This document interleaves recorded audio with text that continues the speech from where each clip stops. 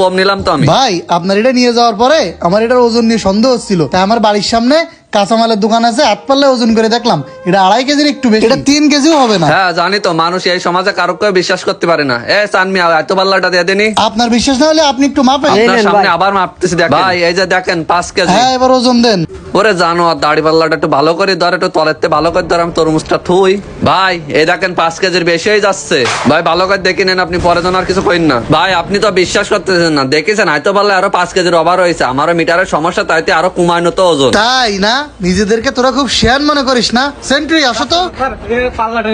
ওরে বাবা পুলিশ, আমি ভাগি। মেন আসামি তো পলালো। সে চলে যাক, স্যালাডা তো আছে। নাও এবার সত্য সত্য বলো দেখি। স্যার আমি কিছু জানি না স্যার, ওই বক্কার ভাই খইতেই করে কি একটা মেশিন নিয়ে আইছে।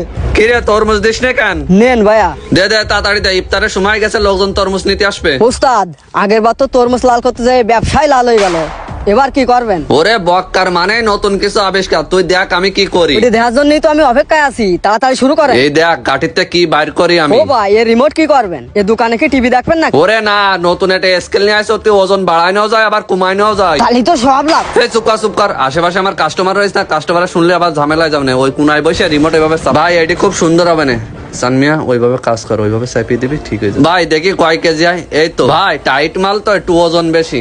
এই আর করতে হবে না, থাক এই পর্যন্ত হয়েছে।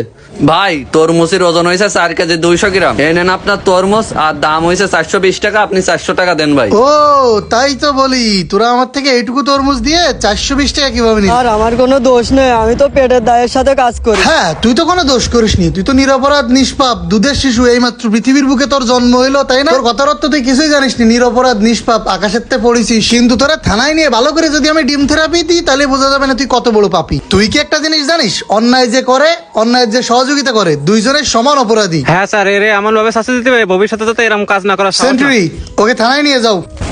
ভিডিওটি সম্পূর্ণ কাল্পনিক, বাস্তবে হয়তো এমন রিমোট কন্ট্রোল পাল্লা নাও থাকতে পারে, কিন্তু আমাদের সমাজে কিছু অসাধু ব্যবসায়ী আমাদেরকে নানান কলা কৌশলের মাধ্যমে ওজনে কম দেয়, জিনিস খারাপ দেয়, আমাদেরকে ঠকায়। ভিডিওটি আপনাদের শুধুমাত্র বোঝার জন্য তৈরি করা হয়েছে।